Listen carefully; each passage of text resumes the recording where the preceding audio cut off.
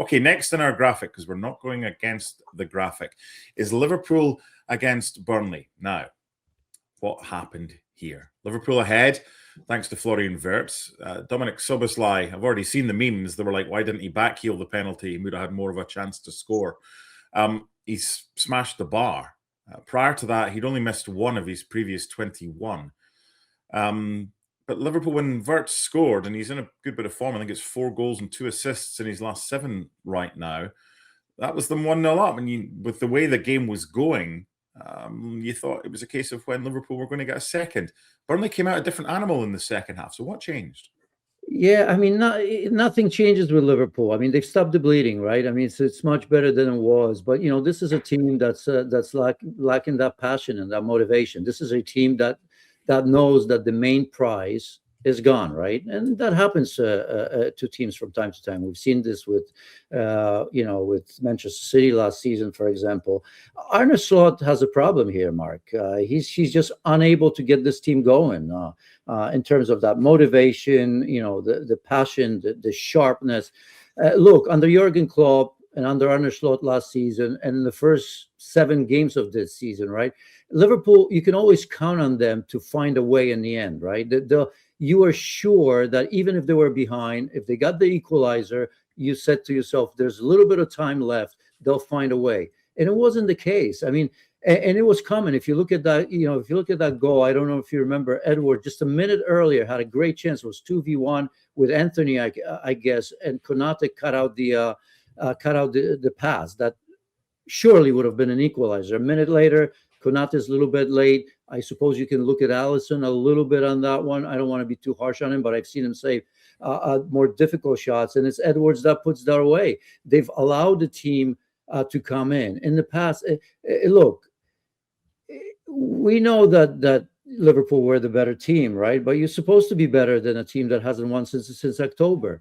But throughout the game, you just never saw this team with that sharpness of going at teams, changing the point of attack, making sure when it's 1-0, in the past would have been 2-0, 3-0, 4-0. So I continue to worry about this team. I was on the commentary for the game against Barnsley, and if you didn't watch that game, it's 4-1. Yeah, of course, easy win. Nothing but. Because, I mean, Barnsley were so good in the first 20, 25 minutes. I mean, they had a number of chances. I'm talking 3 or 4 chances, hit the post. And really, Liverpool did not look good. In the end, obviously, changes in the second half. Wirtz came in and all that. So I worry about Liverpool. They should be good enough to be top 4 or 5 for Champions League. But now, since the main prize is gone, Mark, you have to be thinking, okay, how do we get better now? Hey, Champions League is coming, right? And that's, of course, very important to Liverpool fans. And I don't see it. I don't see Liverpool getting any better. They're just finding results much better than they did, a couple months ago. But just a team without power, right? Without that passion.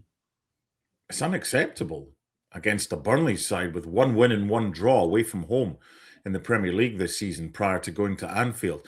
The Liverpool of last season would have been 4 or 5 up and enjoying the game, playing with a swagger. Where's that swagger gone?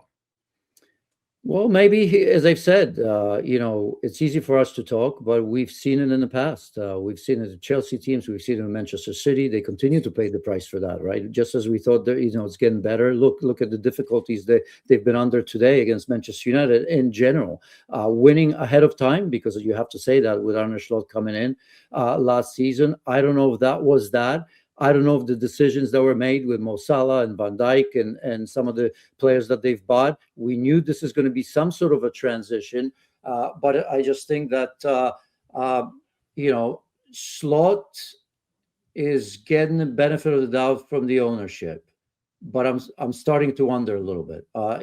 This doesn't seem like a team that's doing absolutely everything to help themselves and help their manager.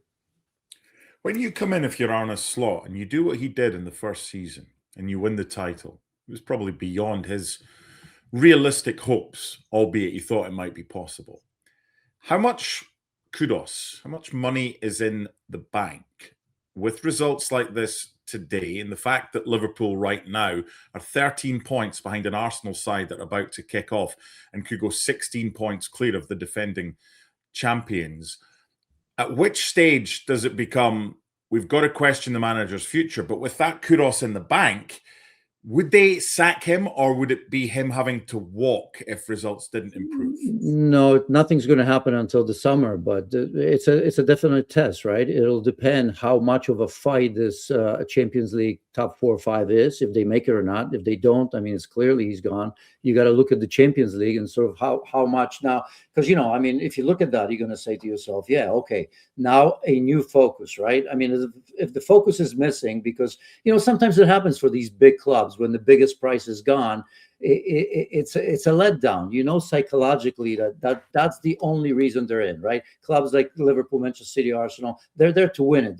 They're not there to finish second or third. They spend enough money where you say to yourself, we've got to win it. They have that type of talent on the team. So I'm very interested to see the levels of concentration, that passion and energy that's needed to win these big competitions. I want to see if that comes back, because it should. If it doesn't, then you know something is wrong, and I think in the summer you'll see a change. Okay, right now it's Egypt 0, Nigeria 0. 57th minute in the African Cup of Nations in the match for third place. Mohamed Salah started. He captained the side. This is Egypt's last game of the tournament, playing for third place against Nigeria. He'll come back into the fold. What are we getting when he comes back? Are we getting a saga? Are we getting a soap opera? Are we getting a head down? I'm going to work for this, because when he left, there was all sorts of baggage that accompanied him. What are we getting when he comes back? We're getting Mo Salah starting because there's a need, right? I mean, you see Dominic Szoboszlai playing that position. That's not his position. You know, of course, Frimpong is great coming out of the back. We can say that he could play in that position because he's one of the few now that take you on one-on-one, gets the ball to the byline, gets across, or comes inside and scores, as he did against Barnsley. But I think Mo Salah plays. Now, what happens if he continues to play badly and you know, Liverpool is not playing well? You know, is the manager handcuffed now? Because that's the thing. You know, I got to be thinking, if I'm Arne Slot, what if in my mind at some point, you know what, I don't want to play Slot. Somebody else deserves it. I need to change things around.